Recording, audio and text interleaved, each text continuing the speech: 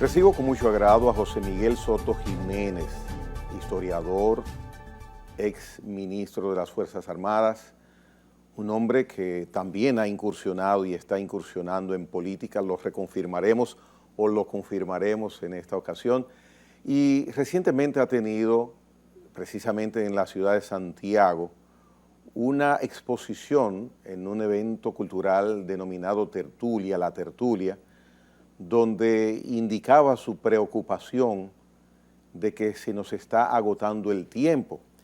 Se nos está agotando el tiempo en cuanto a la tolerancia del dominicano se refiere, a la tolerancia del país.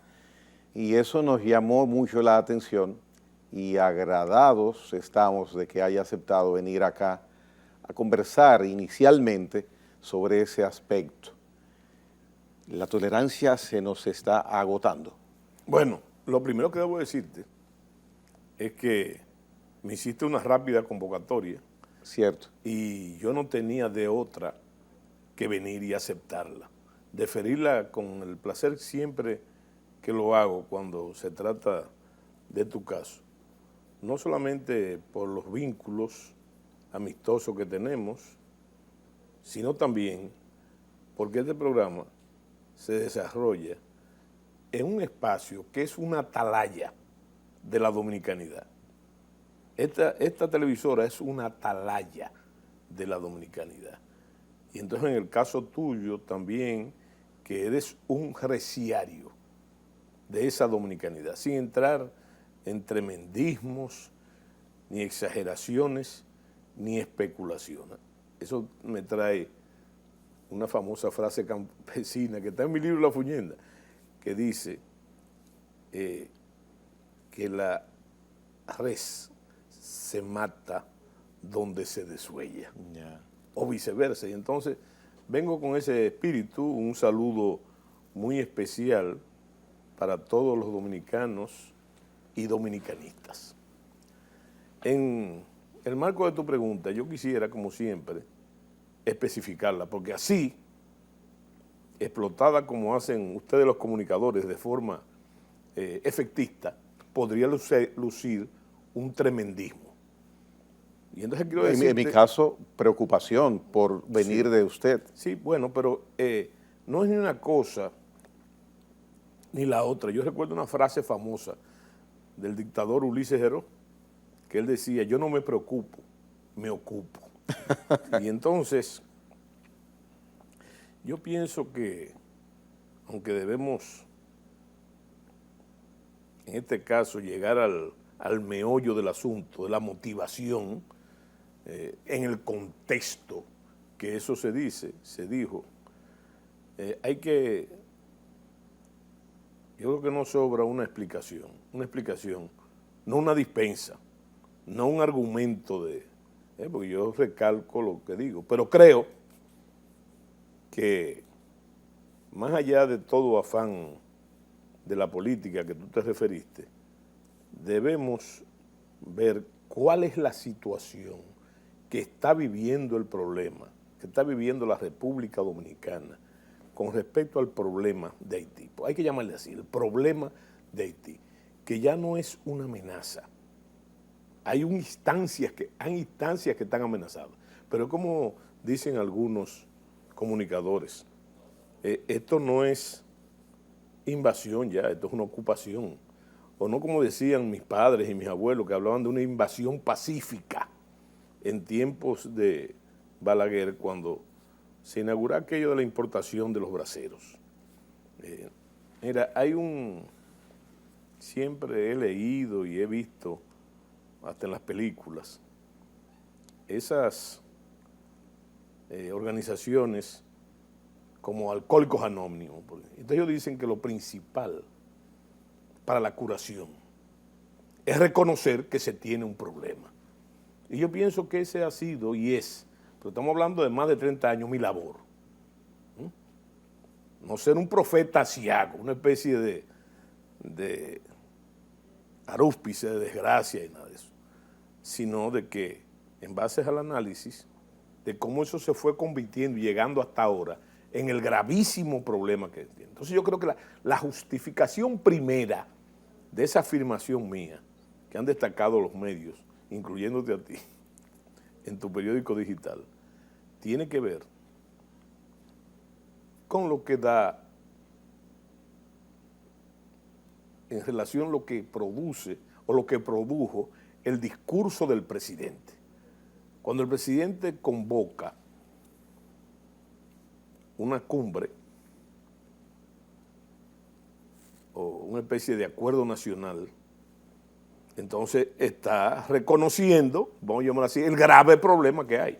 Sobre todo también pensar que el tema haitiano, por muchísimas razones, va a ser un tema definitorio, definitivo y definitorio en las elecciones venideras. Pero además hay que pensar en el temperamento nacional, cómo las personas, más allá de la literatura y de filosofía y de la retórica, el dominicano está sintiendo la gravedad de ese problema porque, yo lo he dicho también muchas veces, la migración ilegal haitiana se está comiendo, se está tragando los frutos de la democracia dominicana. Entonces, ese es el argumento donde podría estar justificado mi aseveración. No solo porque yo lo digo y lo repito, sino porque muchos otros sectores de la vida nacional lo han hecho, entre ellos esa convocatoria en el Palacio Nacional que se ha hecho para llamar a la unidad, sobre todo para enfrentar. Disculpe, si usted hubiese sido invitado, estoy partiendo de que no fue invitado, sí.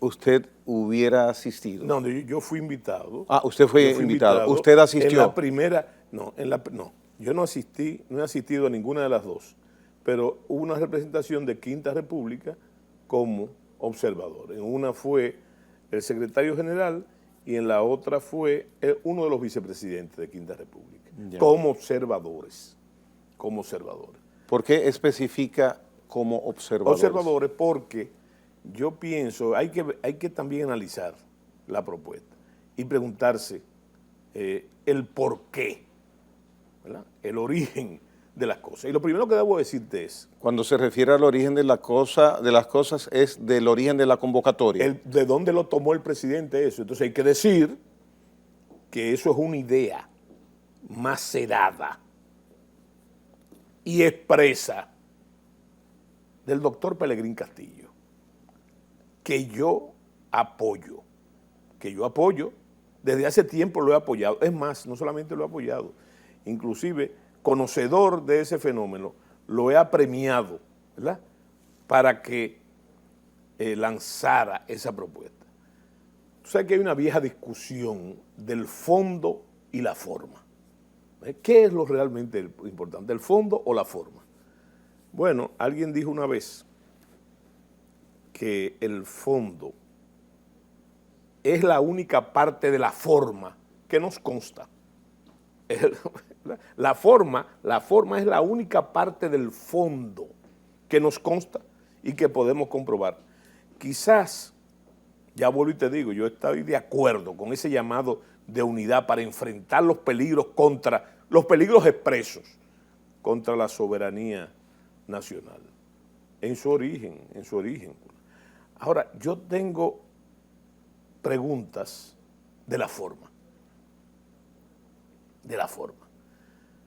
Bueno, si es un llamado de unidad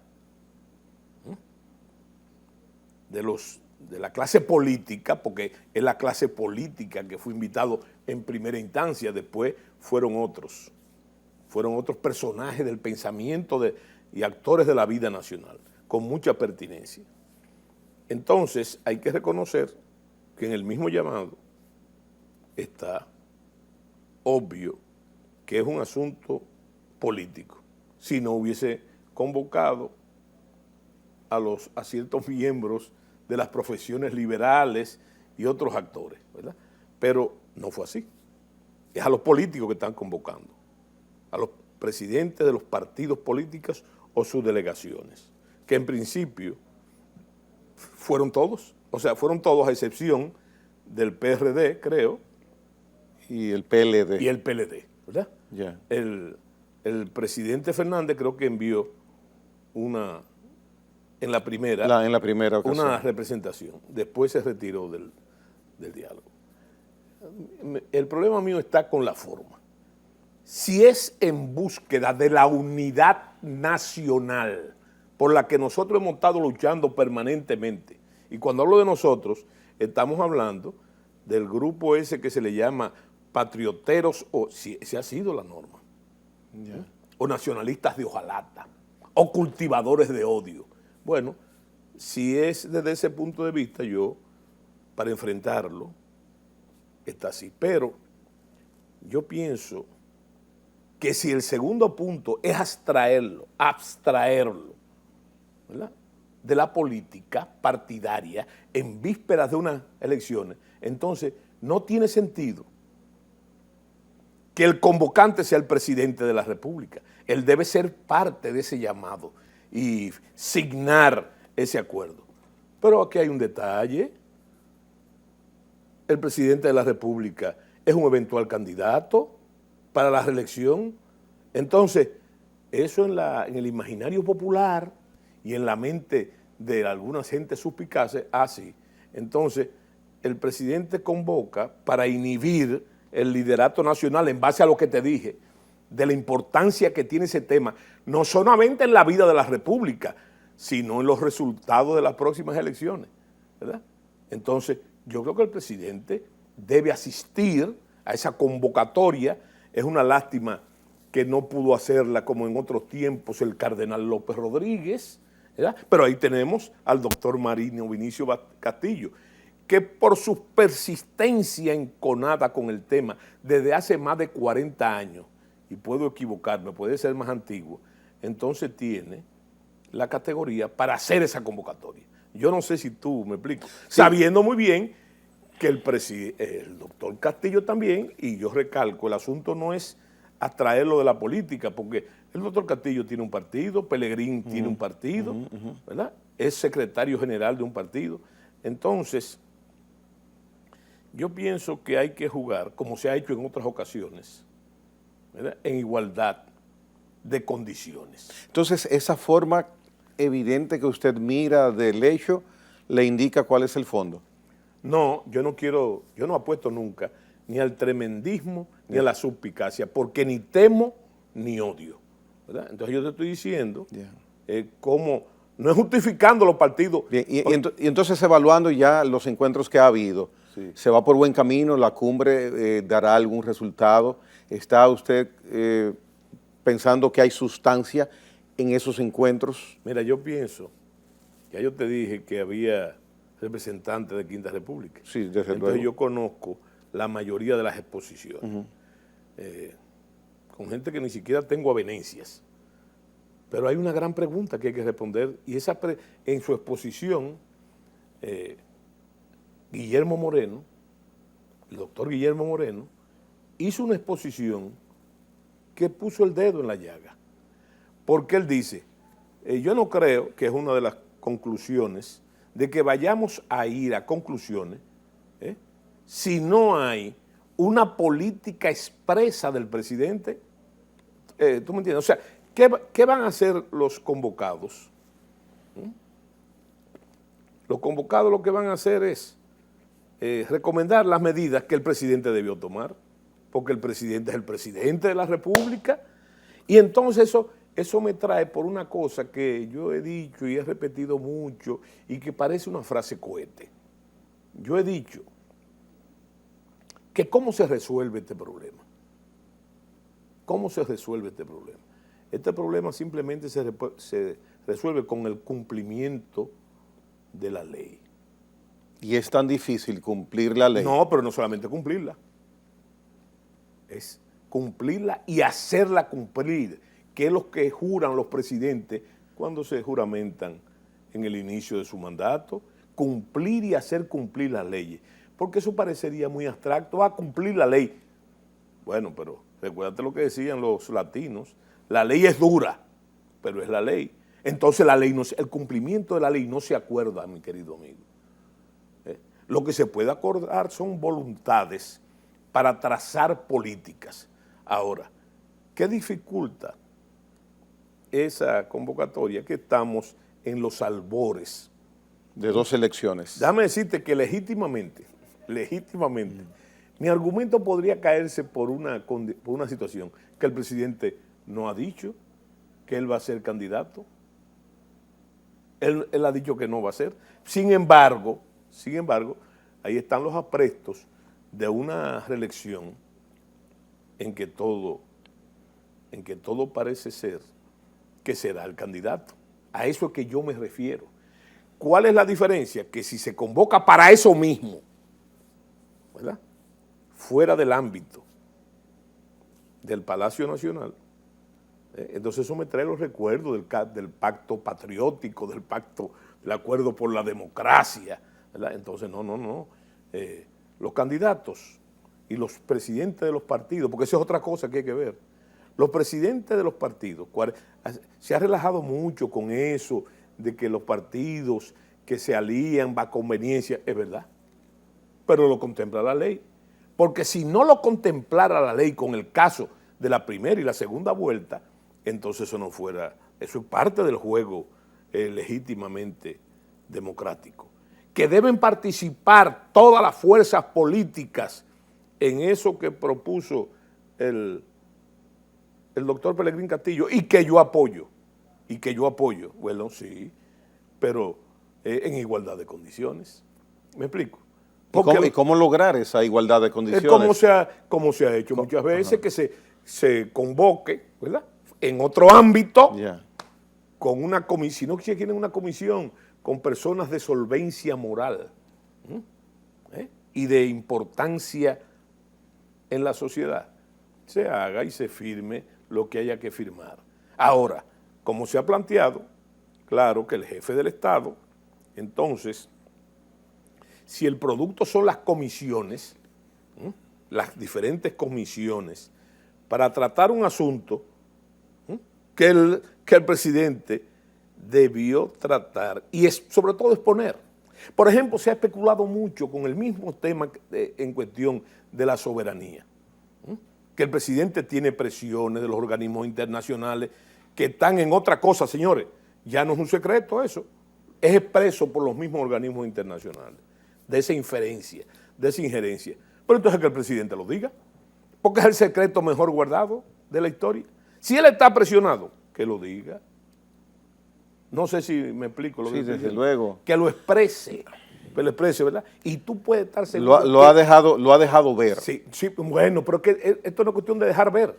Las políticas de Estado no son asuntos de dejar ver, son de plantearlas. Ahora, yo te aseguro a ti, inclusive para el caso mismo de la pretendida reelección, que si él hubiese expuesto claramente, la sociedad dominicana entera lo apoya. Lo hubiese apoyado. Lo hubiese apoyado, pero entonces ahí se pierde lo que ha dicho mucha gente. Muy bien, y que yo no puedo afirmar de que hay un doble discurso con ese tema. Claro. Entonces, lo que yo te decía, para no perder el rastro de mi llamado, ante esta situación, yo no me estoy refiriendo a la cumbre. Yo lo que me estoy refiriendo es que si no se expresa y se ejecuta esa política de acuerdo a nuestras leyes, entonces la gente va perdiendo no solamente la creencia, sino la tolerancia. ¿Verdad? Y a eso era lo que yo me refería. Yo precisamente, ¿verdad? A mí no es que se me está acabando la tolerancia, a mí la tolerancia se me acabó, ¿verdad? Se me acabó. Y eso lleva a la otra pregunta que tú me haces. La tolerancia se me acabó. Ahora, ¿qué está pensando Soto? ¿Está pensando en un coronel que se case con la historia, en este caso un general que se case con la historia, o que se interrumpa el orden institucional? Yo pienso que, como ha pasado muchas veces, la participación en política es el camino. El camino, si hay que construir, como hay que construirla, una nueva voluntad política,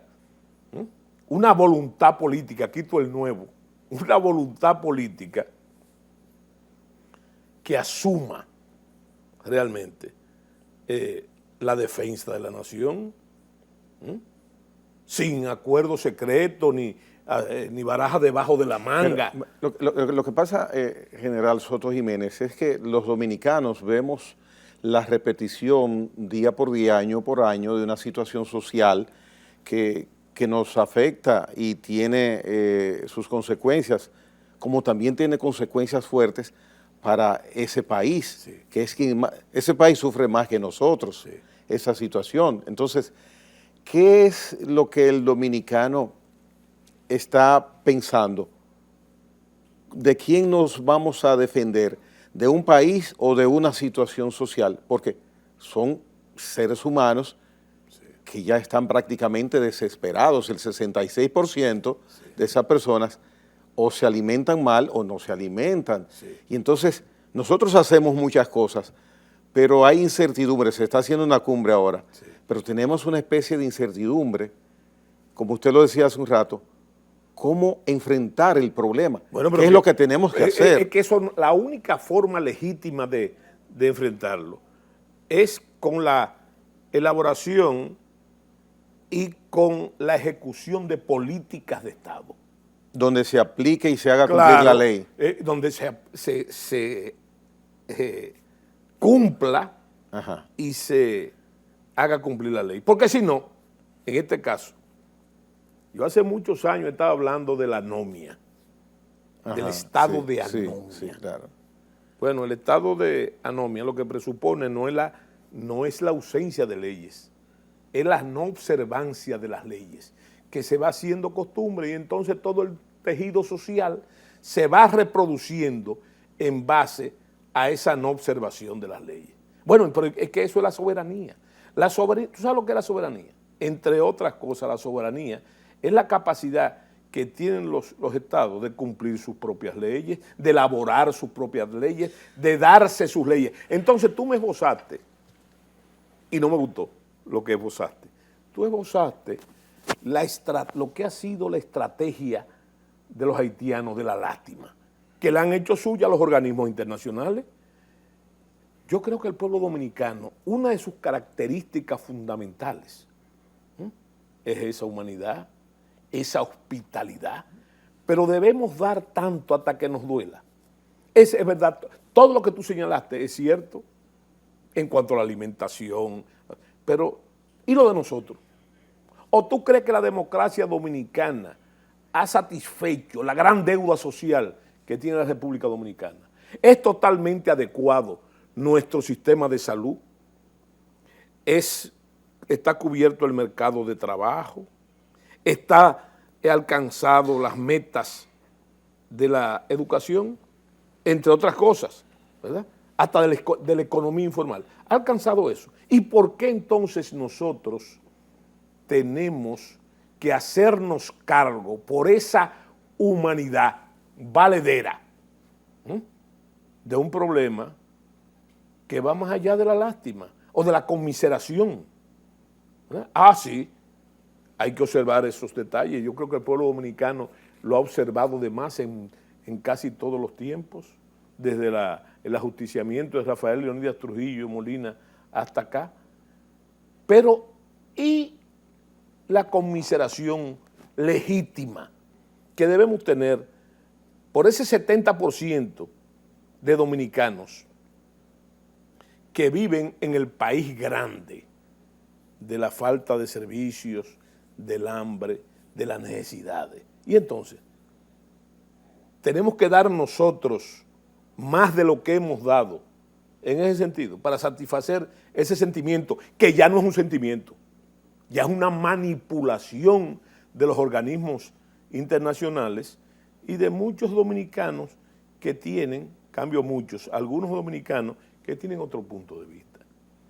Sí, son los Yo menos. pienso, sí, que son los menos. Entonces, yo pienso, y lo he dicho muchas veces, y me han dicho inclusive mis amigos que no lo diga así, pero yo lo vuelvo a decir.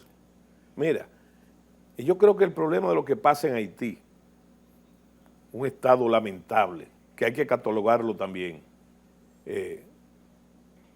va más allá de toda consideración. De ahí que los últimos presidentes, los últimos 4 presidentes, tienen el mismo discurso. a la comunidad internacional que ayude y que haga. Eso está muy bien, ese pedimento. Pero yo he dicho, y me han dicho no diga eso, pero yo lo vuelvo a decir aquí, y sobre todo aquí en este programa. A mí no me importa lo que pase en Haití. A mí no me importa lo que pase en Haití, con la gravedad de lo que te estoy diciendo. A mí lo que me importa es lo que pase en la República Dominicana. Y eso no se refiere a la política del Estado, porque toda esa gente que se expresa, todos esos dominicanos que se expresan en radio, televisión, en las redes sociales, en apoyo a lo que yo llamo la dominicanidad, que la gente dice, no, porque ya está bueno de eso, de tanto hablar, de tanta retórica, vamos a actuar. Pero es que un régimen de democracia, como la que nos ha costado mucho, llega hasta aquí. Entonces debe ser el Estado que resuelva.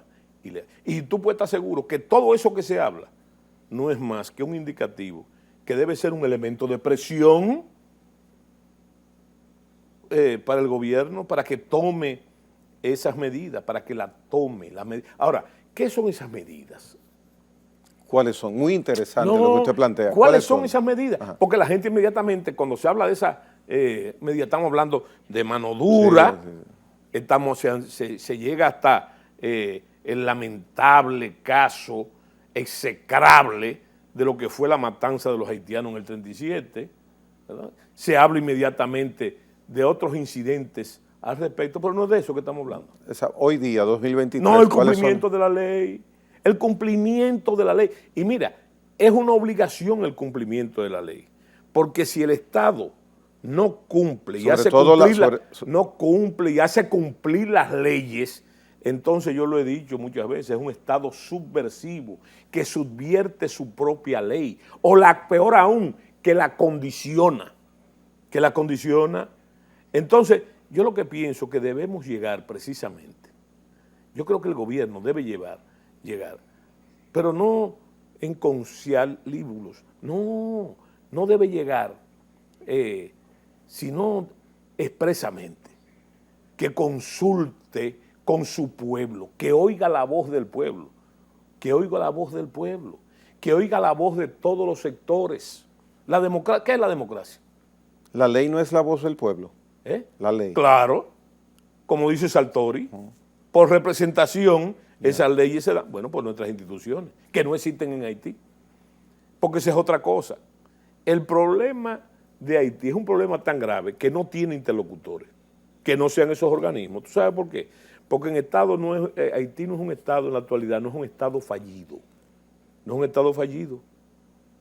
o como yo digo, un Estado fuñido, es que no existe el Estado, no existe el monopolio legal de la violencia legalmente aceptada, no existe. No existe el control de la territorialidad, no existe en Haití. No existe el imperio de la ley, no existe el control de territorio. Esos son los atributos del Estado, ahí no existe eso. Se resume eso que usted acaba de describir ahora en lo que usted mencionó hace un momento. Haití es un Estado lamentable. No, es peor. Haití no tiene Estado. No tiene Estado. Haití no existe el Estado. En el caso nuestro, si aplicamos la ley, lo que implica, con la voluntad de aplicar la ley, de hacerla cumplir, ¿qué sucedería si a cabalidad se llena ese requisito que los gobiernos no han ido cumpliendo y empiezan las repatriaciones y hacemos la depuración perfecta? ¿Qué sucedería entonces en ese hipotético caso? A mí no me gusta nunca hablar negativo. No, pero eso es... No, o sea, negativo en el sentido de plantear los problemas. A mí me enseñaron que siempre hay que actuar en positivo. Entonces, yo pienso que los últimos gobiernos, cada uno ha tenido su actitud frente al problema. Por ejemplo, te voy a poner el caso de Hipólito, del presidente Hipólito. Mire, usted va a empezar un desglose interesante, pero se va a interrumpir. Vamos a parar ahora una pausa y ese desglose de las actitudes que han tomado los gobiernos, empezando por el Hipólito, frente al tema haitiano, después de la pausa. Lo hacemos así, por favor. Sí, cómo no. Bien. José Miguel Soto Jiménez, en la hora 22 de esta noche.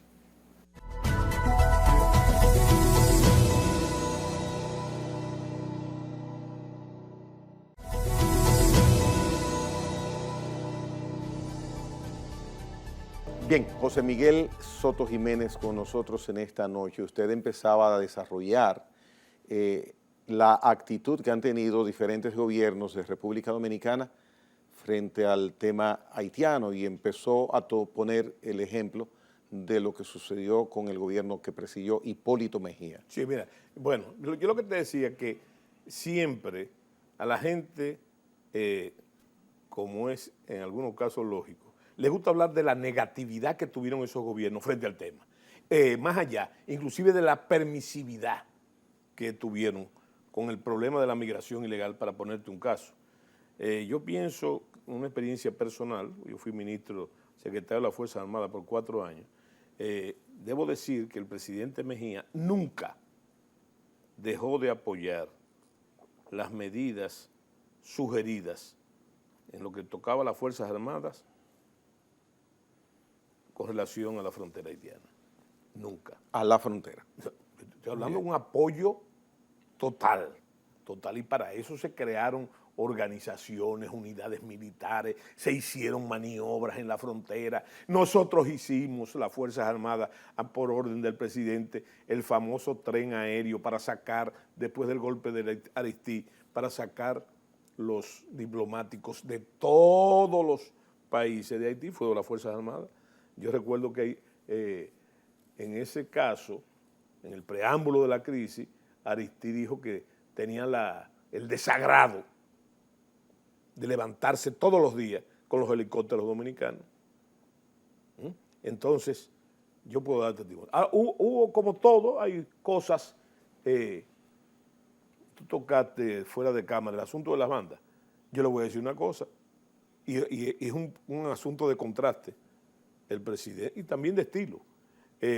No se puede olvidar que no había banda en Haití, sino guerrillas, 6 grupos guerrilleros. Y nosotros, las Fuerzas Armadas, capturó a esos jefes de banda, lo hizo preso y capturó armamento de esa época. O sea que no se puede, yo estoy hablando de lo positivo, por ejemplo, pero hay otra cosa negativa. Por ejemplo, a mí no me gustaba el concepto, pero es más retórico que otra cosa, del presidente Mejía. No me gustó desde el punto de vista conceptual aquello que él dijo del matrimonio sin divorcio, que Haití y la República Dominicana es un matrimonio sin divorcio. No me gustó eso. Sin embargo, en la práctica el presidente tenía otra visión. Bueno, pero entonces, para salirnos de ahí, yo le digo una cosa, tenemos el caso del manejo del asunto de Leonel Fernández. Leonel Fernández, la gente se le olvida que insertó de nuevo, estoy hablando ya del punto de vista geopolítico, insertó de nuevo a la República Dominicana en los organismos internacionales y cubrió las agregadurías militares, entre otras cosas, y articuló toda una política de relaciones exteriores conveniente a la República. Mira, entre otras cosas, creó la escuela diplomática, inauguró relaciones diplomáticas con países lejanos y cercanos, infirió en la geopolítica del Caribe, creó el asunto por decreto del Estado archipelágico, que fue una preocupación permanente del doctor Pelegrín Castillo. Entonces, ahora, ¿qué pasó con el presidente? Quizás con la dispensa de la lástima, con la misma dispensa que cuando la gran tragedia conmovió al pueblo haitiano, nosotros fuimos los primeros en auxiliar, desde todos los puntos de vista, antes que la famosa comunidad internacional. Ahora, ¿qué pasó? Que según datos, y eso es de las cosas negativas, por ese ejercicio de la conmiseración y del humanismo, entonces, que lo pueden buscar en la prensa, comenzaron a traer gente para inclusive tratarlos médicamente, heridos, contusos, de la República Dominicana, y junto a eso, bajo esa dinámica, yo pienso, bueno, dijo en una ocasión el director de migración de ese gobierno en ese momento, que más o menos entraban 1000 ilegales haitianos. Si usted lo toma fuera de contexto, eso tiene que ver mismo con ese sentido de la humanidad. Otra cosa que criticable, que hay que conocer también el hecho, porque nosotros siempre nos vamos con el lanzamiento, la famosa universidad que le hizo ahí al pueblo haitiano dentro del plan aquel de la frontera viva, y entonces resulta que la idea era poner el nombre de su maestro, del profesor Juan Bosch. Las autoridades haitianas le pusieron el nombre de Henry, del presidente Christopher, un genocida del pueblo dominicano, y entonces él lo aceptó, ¿verdad? Entonces, yo estoy hablando, bueno, pero después de eso, entonces tenemos el caso del presidente Danilo Medina. El presidente Danilo Medina, a mí me gustó mucho la inferencia del presidente Danilo Medina en La Habana. ¿Tú te acuerdas del caso de La Habana? Claro, claro, eso es imborrable. Que se puso en términos de dominicanidad los pantalones, ¿verdad? Y entonces, óyeme, eso hay que reconocerle, como también no se me olvida que de alguna manera o de otra puso en su puesto al señor Almagro. ¿Tú no te acuerdas de las declaraciones que hizo Almagro aquí? No sé si tú recuerdas de eso, con respecto un rasgo de ignorancia total, que dijo que nosotros éramos la única isla compartida por 2 estados, como si él no conociese de geografía, que está hasta en el Caribe hay. Sí. Bueno, esos son momentos proactivos. Bueno, hay gente que dice que descuidó lo que es el establecimiento fronterizo, que yo no estoy de acuerdo tampoco, porque los recuerdo, de viva voz recuerdo la construcción de las plazas que hicieron las Fuerzas Armadas, las plazas patrióticas a todo lo largo de la frontera, el remozamiento de las instalaciones militares, todo eso, ¿verdad? Entonces, yo lo que te digo es que todos los presidentes tuvieron su momento alto.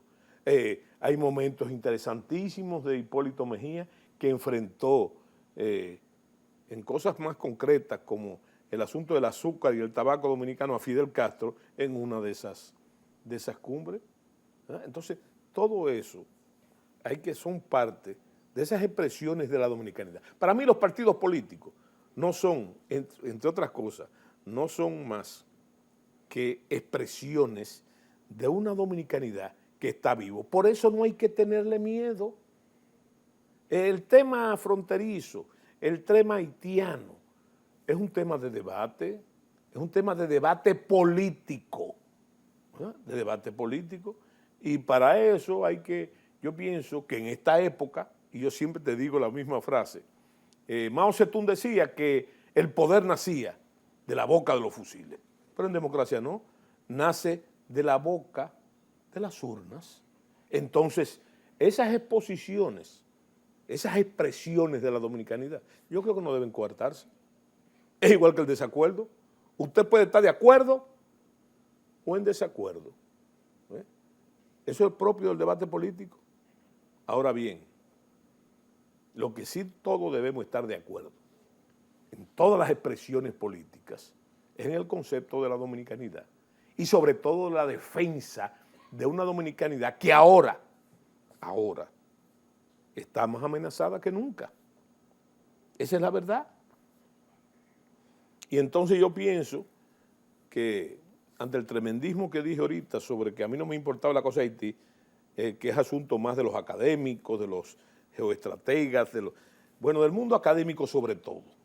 Pero también hay que decir que cuando dijimos hace un momento que Haití no tiene Estado, ¿quién manda en Haití entonces? En Haití, bueno, ahí tenemos la diferencia del narcotráfico, pero más allá de esa realidad, que es una realidad evidente, también tenemos que reconocer que está establecido que los ricos haitianos, la clase adinerada haitiana, entonces esa clase adinerada es que financia las bandas, son instrumentos de esas bandas. Si, fíjate que en Haití tú vas a ver que los jefes de esos grupos económicos poderosos no están aquí, ni están en Miami. ¿Sabes dónde están? En Haití.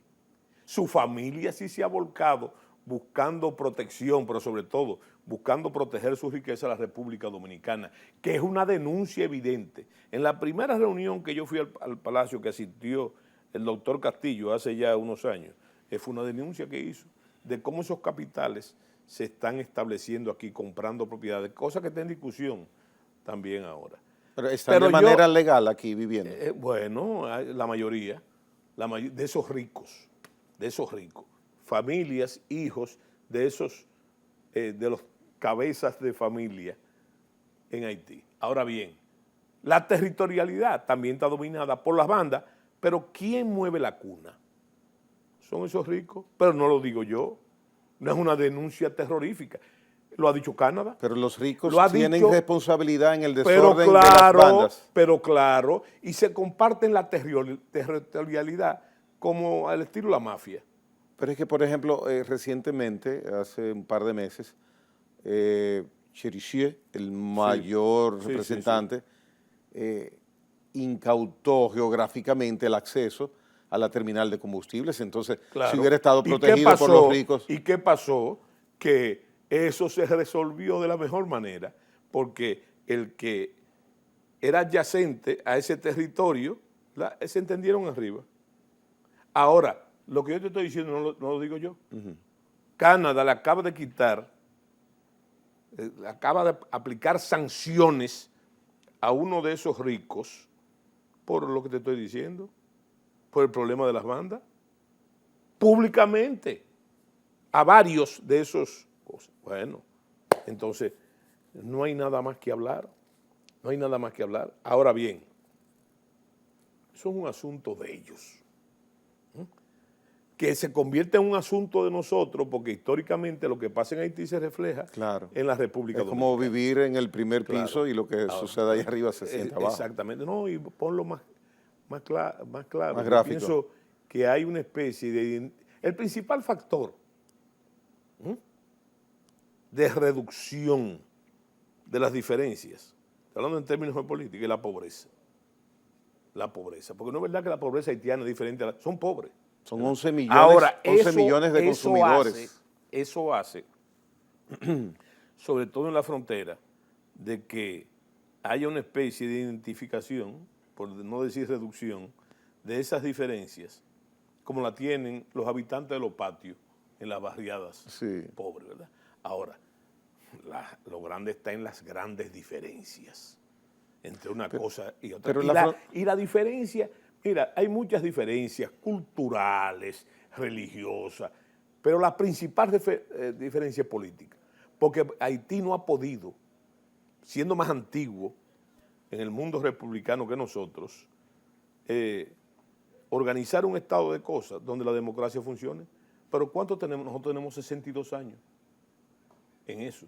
Y hemos forjado una democracia que nos ha costado muchísimo trabajo, muchísimo trabajo. Y entonces, yo digo y sostengo que la inmigración ilegal haitiana, entre otras pesadumbres, está tragándose los frutos de la democracia dominicana. Y nosotros no podemos resolver ese problema. ¿Qué problema? El de la inmigración ilegal. No podemos. Claro. ¿Tú sabes cómo? Cumpliendo la ley. Cumpliendo la ley. Pero es que le hice esa misma pregunta en el primer segmento. No se puede cumplir la ley en ese sentido, hacerla cumplir, porque hemos visto que no avanzamos. ¿Por qué no? No avanzamos. Bueno, pues es que si no se comienza a bailar, tú no vas a bailar nunca. Entonces hay que comenzar a ejecutar la ley de forma expresa. ¿Y a qué ley me refiero? A la Constitución de la República, me estoy refiriendo a la ley de migración y a otras muchas leyes conexas en nuestro sistema, pero que se haga, porque una cosa es decirlo o medio decirlo y otra cosa es ejecutarlo. Lo que se está haciendo en la cumbre de Palacio, en los conversatorios con los partidos políticos, ¿irá encaminado a ese sentido? Sí, pero ¿para cuándo? Para cuando el gobierno se reelija. Los frutos los vamos a ver cuando el gobierno se reelija. Entonces, estos son los años perdidos. ¿No? Como decía el tango de Gardel, el cuesta abajo en mi rodada y en cada rato dejaba pedazos de corazón. Es la soberanía nacional, es el sentir nacional, es la democracia dominicana la que se está agotando. ¿Qué más tiempo hay? ¿Qué más tiempo necesitamos? ¿Qué más tiempo necesitamos? ¿Qué más tiempo necesitamos? ¿Verdad? Entonces, una toma de conciencia que yo me imagino que el presidente tiene. ¿Por qué no la ejecuta? ¿Por qué hay un sinnúmero de funcionarios que tienen un sentir totalmente adverso al sentido de la dominicanidad? ¿Por qué? Ahora bien, señores, no estamos hablando de soluciones grotescas, estamos hablando de soluciones legítimas, de las leyes que nos hemos dado. Ahora, el primer momento para que la ley se cumpla es que el presidente, vuelvo al caso de Alcohólicos Anónimos, reconozca que el gobierno tiene un problema. ¿Cuál es el problema? No lo sabemos. No lo sabemos. Que lo exprese. Ay, que me están presionando. Bueno, la línea fuerte del presidente ha sido básicamente, y ha sido elogiado por eso, es su reclamo al exterior, a las potencias. Pero que eso es lo que yo te estoy diciendo. Es que no es a las potencias, es que las potencias van a responder a sus intereses, no a los nuestros. ¿Me entiendes? Y ahí está la prueba. Han intervenido. Nosotros tenemos entonces... Han intervenido. Evidentemente que no. Y entonces nosotros... Nos vamos a pasar 10 años más reclamando un apoyo que no llega. Usted empezó su cruzada, su interés, su atención sobre el tema que estamos tratando hoy día en el programa hace aproximadamente 30, 35 años, ¿correcto? 40. Ok. Usted hace una retrospectiva a aquel punto en el tiempo y mira hoy, ¿qué evaluación usted tiene? ¿Ha avanzado mucho su inquietud? Déjame decirte una cosa. Una experiencia totalmente vivida. Siendo yo agregado militar en Washington, un día se me invitó a mí y al embajador a que fuéramos a una conferencia a la Universidad de Defensa. ¿Qué años más o menos estamos hablando? Estamos hablando, yo llegué a Washington, creo que fue en el 96. Ya, mediados de los 90. No, en el 96, Muy bien, en el 96. Okay. En el 96. Bueno, yo llegué a Washington. Y entonces un día cualquiera, yo era en la embajada, el agregado militar naval y aéreo, y además miembro ante la Junta Interamericana de Defensa. Y además colaboraba también mucho con un instituto bajo las directrices de la doctora Margaret Haight, que hablaba de la defensa hemisférica. Yo fui asesor de ese instituto. Bueno, me llega esa invitación y el disertante, que todavía está vivo, no sé si tiene 81 o 91 años, era el señor William Perry, que fue ministro de Defensa. Bueno, pero ese señor, entonces, él iba a exponer los 10 años de éxito del Plan Reagan para la cuenca del Caribe. Entonces, después que él dijo todos los logros que tenía, reconoció que ellos no habían dotado de techo en cuanto a seguridad al Plan Reagan. Y puso este ejemplo que yo me quedé anonadado.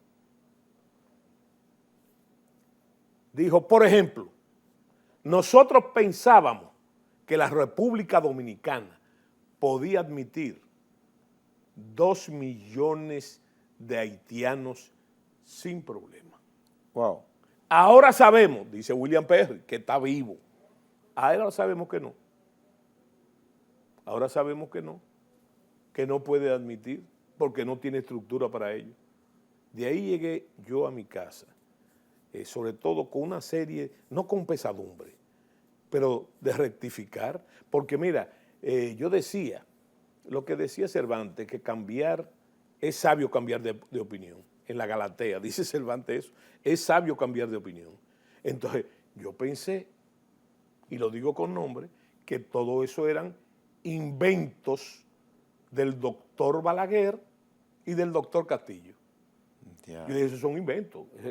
Pero resulta que ahí no, ahí me lo están diciendo. Que ese era el plan. Y me llama mucho la atención que después de todos los años, más o menos ese es el número de la migración haitiana ilegal que hay aquí. Entonces, cuando Balaguer lo decía eso y Vincho vivía con eso en la boca, el doctor Castillo, era que ellos tenían, no por fruto tenían información privilegiada, ¿verdad? Y había que corregir el problema. Y fíjate, para mí me fue de gran ayuda, y fíjate cómo ese personaje, William Perry, sigue gravitando aquí todavía. ¿Por qué? Porque ese personaje, antes de eso que yo te diga, yo lo conocí, siendo coronel.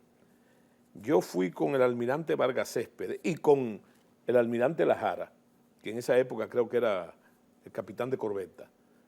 Fuimos a la primera conferencia de Williamsburg, la primera conferencia ministerial de Williamsburg. ¿Y tú sabes lo que nació ahí?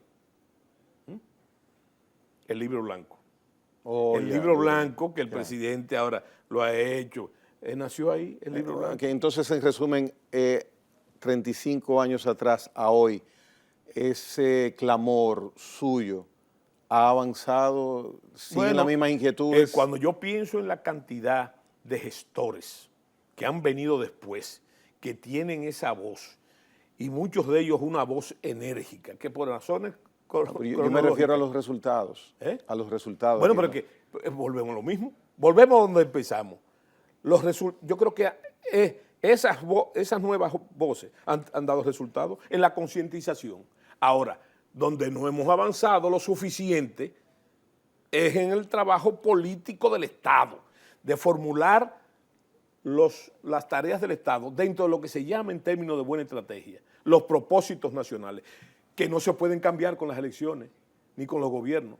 Lo único que se puede cambiar son los objetivos políticos, ¿verdad? Los objetivos políticos que son, como su nombre lo dice, fruto de las políticas que deben formularse. Hay cosas que no se tocan. Por ejemplo, el Estado democrático de las naciones, la inviolabilidad del territorio, la soberanía nacional, eso no es un objetivo político, eso es un propósito político. Correcto. Finalmente, ¿qué grado de responsabilidad, si la tiene el Estado Dominicano en la situación que usted ha descrito esta noche? Total. Ahora, aquí está, cuando tú mencionas el Estado... Los gobiernos. Es como si, bueno, exactamente, porque el Estado no es el gobierno. Los gobiernos. El Estado son los tres poderes. Los gobiernos. ¿Verdad? Los gobiernos, sí, yo pienso que tienen una responsabilidad, o tiene una responsabilidad. Porque ya el legislador legisló y estableció leyes y normas. Claro. Entonces, y el presidente actual juró, como todos los presidentes, cumplir y hacerle cumplir. Y yo pienso que más que cumplir, hacerle cumplir, el primer paso para cumplirlo es precisamente decirle a la gente que, oye, yo te aseguro que si él lo dice así, ¿verdad? Si él lo dice así, como debe decirlo, va a tener un apoyo extraordinario. Mientras tanto, el apoyo va a ir a aquellos políticos importantes que formulan eso mismo. Usted es muy inteligente y verdaderamente se nota que hay molestia con esta situación de parte de usted. Que hay que hacer eso también, Gregory. El ciudadano debe mantener la calma, el sosiego, pero hay que enojarse. Hay que enojarse. No llegar a la violencia, pero hay que enojar. Ay, si no nos enojamos. Y ya agotada la tolerancia, debemos enojarnos, debemos no estar de acuerdo y acordar las cosas que son acordables. Y la tolerancia suya hace rato se acabó. Sí, bueno, estamos muy cerca de eso. Bien, José Miguel Soto Jiménez, interesante explicación, conversatorio hemos tenido con él en esta noche, en la hora 22, nueva vez tocando el tema Haití. Hasta mañana, Dios mediante.